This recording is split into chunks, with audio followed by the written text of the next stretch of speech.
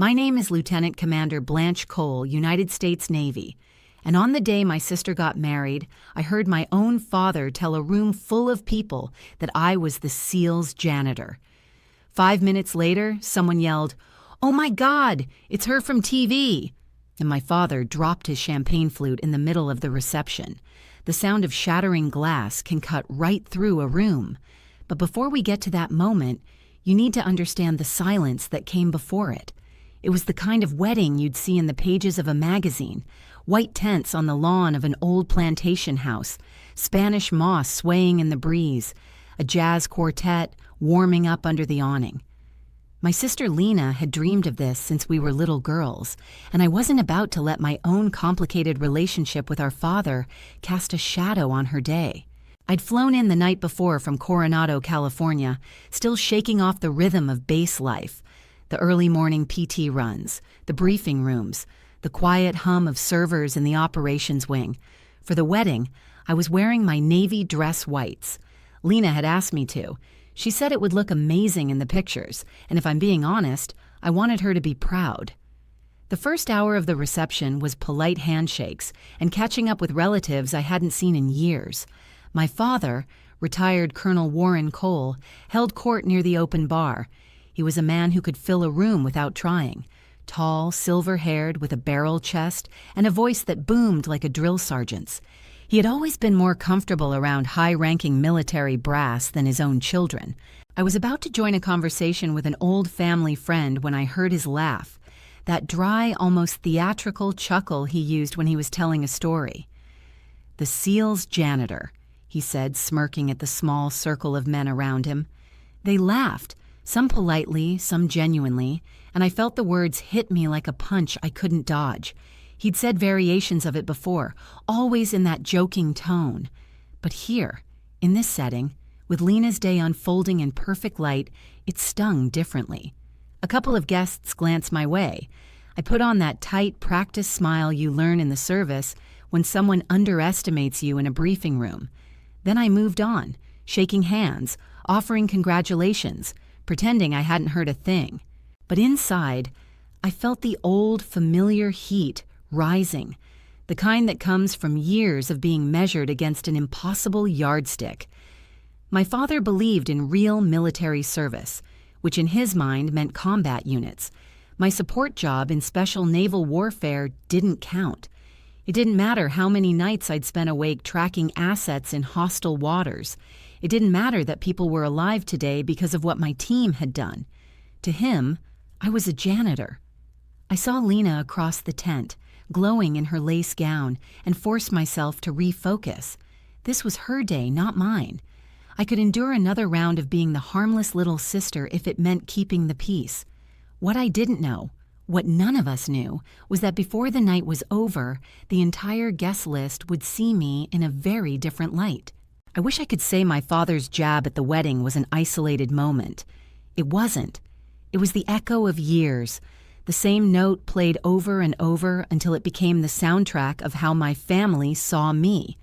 Growing up in a house run by a career officer meant our world was built on rules, inspection, and a constant undercurrent of competition.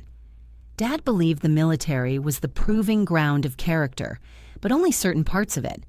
Infantry, special operations, anything with a rifle or the word combat in the title. That was real. Everything else was ancillary support. Necessary, perhaps, but not worthy of respect. When I enlisted at 19, I wanted his approval more than I wanted the paycheck. I pushed myself through boot camp, through specialty training, through the long, grueling weeks working logistics for the Navy. My first assignment was in an intelligence unit, planning routes, moving supplies, coordinating with joint task forces. He visited once, walked through the operations center, nodded at the wall of screens, and then, over dinner, asked if I ever did anything outside of an air-conditioned building. The thing about my father's comments was that they weren't always cruel in their delivery. Sometimes they were just casual, almost offhand, as if he didn't even realize the weight behind them. That's what made them hurt. The turning point, the one I never told him about, came 2 years later. I attempted the grueling selection process, not to become a SEAL, but to qualify for the Navy's Special Warfare Support Unit. It was a pipeline very few even knew existed. I endured the surf torture, the log carries, the endless miles in soft sand, only to be pulled from training for a stress fracture in my leg. I thought that was the end, but a commander I respected pulled me aside. "You're not done," he said. "You're just taking a different door." That different door led me to the elite logistics command that supports SEAL teams around the globe, the people who make sure those missions have the gear, the intelligence, and the extraction plans to succeed. We were the ghosts behind the ghosts. But try explaining that to someone who measures value in firefights. Every time I came home for Christmas, Dad would hold court in the living room, trading stories with other veterans while I sat in the corner sipping invisible coffee. Once, in front of my brother and some of his Army friends, Dad grinned and said, "Blanche here. She's probably the reason the SEALs have clean barracks." They laughed. I laughed too, because what else was I supposed to do? You learn to carry those moments like they're sandbags, heavy, awkward, but part of the load. Eventually, you stop trying to put them down. You just get stronger from holding them. By the time the wedding rolled around, I'd stopped hoping for anything different. I wore my uniform because Lena asked. I stood in formation for pictures because it made her happy. And when Dad dropped his line about being a janitor, I just added it to the pile. What I didn't realize was that somewhere beyond that white tent and Spanish moss, the pile was about to come crashing down. And when it did, everyone in that room would feel the impact. There's a reason I didn't correct my father when he called me a janitor. It wasn't just self-restraint. It was the fact that I couldn't tell him or anyone else what I had actually done. 2 years before Lena's wedding, I was assigned to a joint task force operating out of the Pacific. The kind of assignment where your phone calls are monitored, your travel is compartmentalized, and you learn to forget what day it is, because dates don't matter when you're on 24-hour rotations. Our mission window opened on a humid May night. 2 Navy SEALs had gone missing in the South China Sea during what was supposed to be a low-visibility reconnaissance patrol. Intelligence suggested they'd been captured and were being held in a fishing village, sympathetic to an armed militia. Time was against us. The longer they stayed there, the less likely we were to get them back alive. My job wasn't to kick down doors or clear rooms. My job was to make sure the people who did could get in, get out, and leave no trace. That meant procuring an unmarked vessel capable of hugging the coastline without being detected by radar. It meant arranging an airdrop for our reconnaissance drone without tripping Chinese surveillance nets. It meant figuring out a way to disguise our encrypted communications as harmless chatter between fishing boats. And it meant doing all of it in 48 hours with nothing but a skeleton crew, an outdated server room, and a pile of favors I'd been collecting for a decade. When the typhoon warnings came in, half of command wanted to abort. But weather is a double-edged sword. The same storm that threatened our approach also provided cover. I green-lit the plan. We launched a supply drop through the outer bands of the storm using a local cargo plane with a forged manifest. That drop included the medical kits, ammunition, and extraction harnesses that would be used hours later. I monitored the entire operation from a blacked-out control room with the sound of rain hammering the corrugated tin roof and my headset filled with bursts of coded conversation. When our extraction team called in, "Package secure," I let myself take one deep breath. They slipped back out into the storm as if they'd never been there at all. The after-action report was 3 pages long. My name appeared once, buried in the roster of logistics officers. 2 weeks later, I was back in the States, sitting at my father's kitchen table as he asked me if I'd done anything interesting lately. "Nope," I said. "That's the curse and the honor of the job. You measure your wins in lives saved, not headlines earned. The only people who truly get it are the ones who were there with you." So when he joked about me scrubbing floors for the SEALs, I didn't take the bait. He wasn't wrong in the most literal sense. I did clean up after them, just not in the way he thought. The string quartet was starting a slow, brassy number when I stepped back inside the reception tent. From the outside, everything looked perfect. Champagne glasses clinking, waiters weaving through tables with trays of canapes, the bride and groom laughing in a blur of silk and light. Inside my head, though, the conversation at the bar was still echoing. The SEAL's janitor. I told myself to let it go, to be the bigger person. But when you've spent years mastering calm under pressure, you also know exactly how far you can stretch your composure before it snaps. Dad was still planted near the bar, one hand in his pocket, the other gesturing as he spoke. The group had shifted. Now it was uncles, some of his old army buddies, and a couple of family friends. I caught snippets as I passed. Real soldiers, front lines, paper pushers. They laughed on cue, some out of politeness, others because they thought they were in on the joke. I could feel eyes drift to me as I made my way to the head table, that subtle, appraising look people give you when they've been primed to see you as something less. I paused near the cake table when I caught a piece of conversation behind me, a man's voice, low but audible. "Yeah, I hear she's in the Navy, but not, the Navy." Quick, short laughs followed, like the pop of a cork. I wanted to turn around to set the record straight. Instead, I kept walking, each step deliberate. Lena intercepted me with a hug, blissfully unaware. Her world tonight was just flowers, vows, and dancing. I hugged her back, careful not to let the weight in my chest leak into my smile. She adjusted the fall of my uniform jacket, complimented the shine on my shoes, and flitted off to greet another table. When the photographer called for the wedding party to assemble, I fell into line with the others, the white of my uniform making a sharp line between the tuxedos and chiffon. Dad stood off to the side, laughing with a champagne flute in his hand. From where I stood, I could see his posture radiating ease, as if his version of the story was the only one that mattered. I've been underestimated before in the Navy, in training, even on deployment. Most of the time, I've learned to use it. It's a kind of cover. Let people think they have you figured out and they'll never see you coming. But tonight wasn't a mission. Tonight was personal. As I waited for my turn in the photos, one of Lena's college friends leaned in. "So," she said lightly, "do you actually work with the SEALs? Or is that just, like, a figure of speech?" Her tone wasn't mean, but it was curious in the way people are when they've already been handed one version of the truth. I smiled and replied, "I work where they work." It was the cleanest answer I could give without opening a classified file. She looked intrigued, but before she could press, the photographer snapped the last group shot and dismissed us. I took my seat again as the toasts began. Glasses were raised, stories were told, the air growing warmer with each round of applause. The whole time, the words kept circling in my head like a tide I couldn't push back. Janitor, paper pusher, not a real soldier. A server came by to top off water glasses.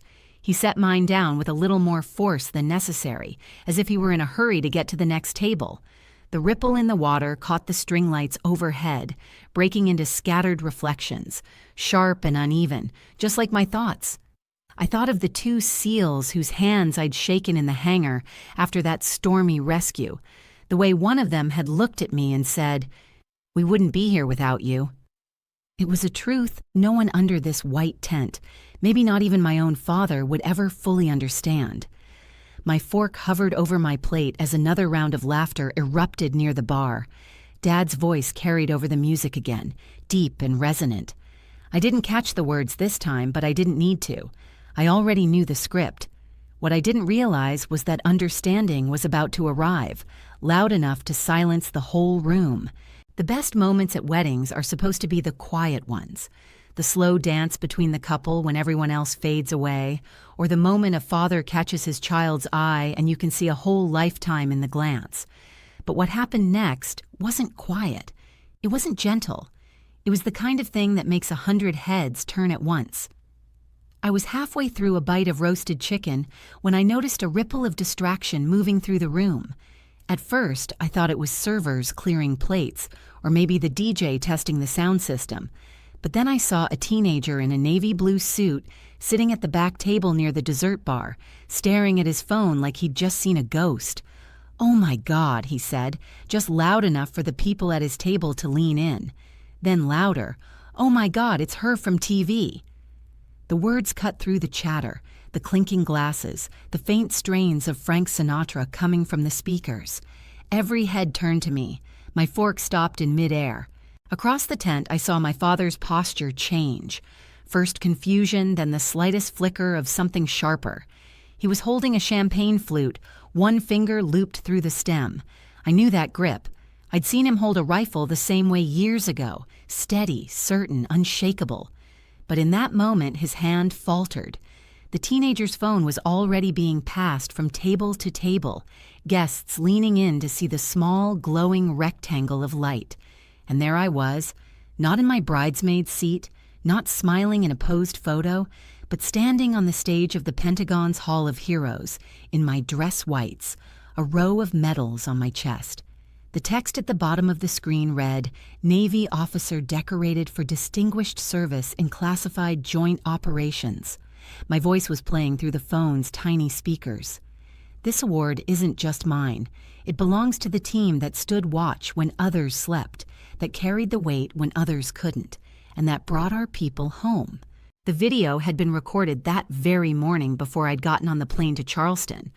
I hadn't told anyone, not Lena, not my mother, and certainly not my father, partly because I couldn't share the full details, and partly because, well, after years of being dismissed, some habits are hard to break. The room was so silent now I could hear the faint pop and fizz of the champagne in my father's glass. And then, crash. The stem slipped from his fingers. The flute hit the wood floor, shattering into a dozen jagged pieces. Golden bubbles spread in a growing pool. For a moment, no one moved. No one spoke. My father's eyes were locked on me, his jaw tight like he was seeing a stranger. The man who had always believed I was in the rear echelon was now looking at a version of me that he couldn't fit into the neat boxes he'd built over the years. The teenage boy, bless his heart, broke the silence. "It's all over the news," he said, almost breathless. "They're calling you a hero." I didn't know whether to smile, stand up, or shrink into my chair. I chose stillness. Let them look. Let the truth settle without me saying a word. Somewhere in the back, I heard a fork clink against a glass, the signal for the next toast. But no one was paying attention to the speeches anymore. All eyes were on me and the man who had just dropped his champagne. The wedding's MC hesitated, microphone in hand, looking between me and the frozen scene near the bar. You could feel the air shift, the way it does right before a summer thunderstorm breaks, thick and expectant. Someone near the head table spoke first. "Lieutenant Commander Cole?" they said, their voice tentative, like they were testing the title on their tongue. "Is that really you?" All eyes snapped back to me. 100 faces, relatives, old neighbors, strangers in rented tuxedos, all watching, waiting. I stood up slowly, my chair scraping against the polished floor. "It's me," I said. My voice was steady, though my pulse was racing hard enough to feel it in my fingertips. I hadn't planned for this moment. I had thought I could get through the night on nothing but polite smiles and safe conversation. But here it was, the truth, brought to light by a boy with a smartphone and a broadcast I hadn't expected anyone in Charleston to see. I walked to the nearest table where a phone was still playing the Pentagon video. The image of myself on the stage seemed surreal. The bright lights, the rows of uniforms, the medal being pinned to my jacket. I had lived it only hours ago, and yet it felt like watching someone else entirely. A woman in a floral dress leaned forward. "What did you do?" she asked. I looked over at my father. He hadn't moved. His hands were empty now, but the shards of glass still glittered on the floor at his feet. "I did my job," I said. Then, after a pause, "And sometimes that job takes you to places you can't talk about, places where you have to make fast decisions and pray you made the right ones." The room remained silent. You could almost hear people rearranging the picture they had of me, from janitor to something they didn't have a clean label for. I gave them the simplest version I could, how two men had been stranded in hostile waters, how there had been no time and no margin for error, how we'd used the weather to cover our approach, and how we'd gotten them out. I left out the coordinates, the names, the part where I went 72 hours without sleep, or the fact that I'd been willing to risk a court-martial if the plan failed. When I finished, some people nodded. Others murmured words I couldn't make out. And somewhere in the back, an older man in a navy ball cap got to his feet and gave me a crisp salute. I returned it on instinct.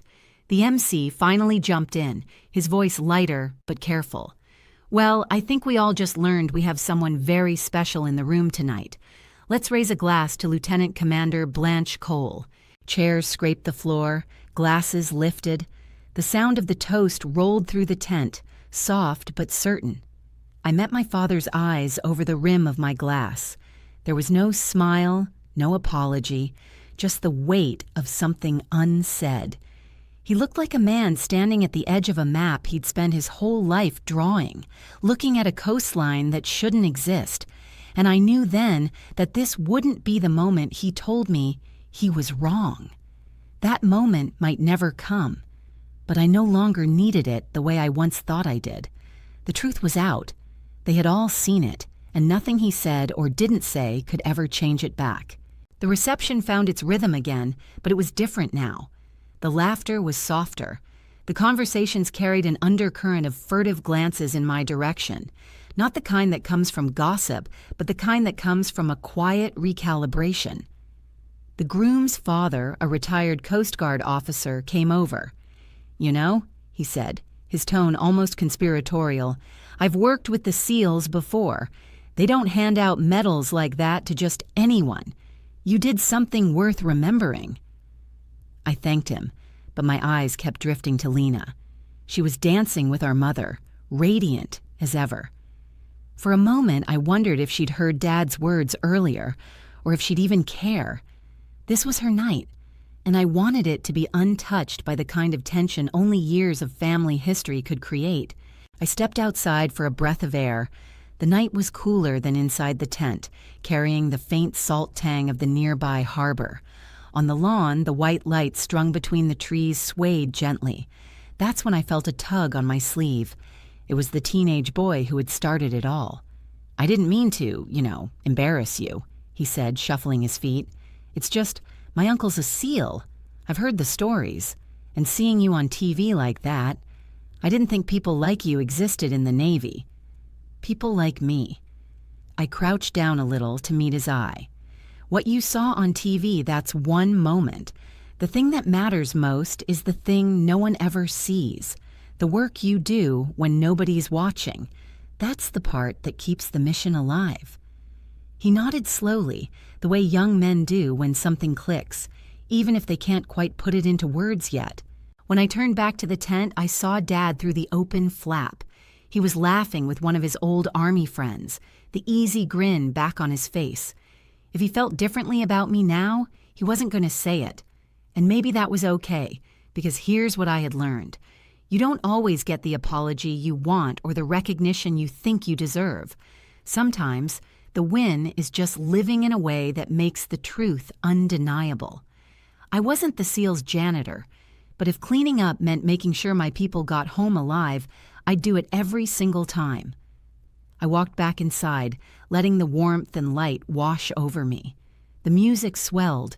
Lena was spinning in her gown, and the shards of my father's champagne glass had been swept away. The mission wasn't to change him. It was to know, beyond a shadow of a doubt, who I was, and to keep standing tall in the uniform I had earned. If you have ever been underestimated, if you have ever been defined by the smallest thing someone thinks they know, remember this. Your worth isn't in their words. It's in the work, the courage, and the truth you carry when no one else is looking. Share this story with someone who needs to hear it. And if you believe in honoring those who serve in silence, I'd be honored if you stick around for the next one.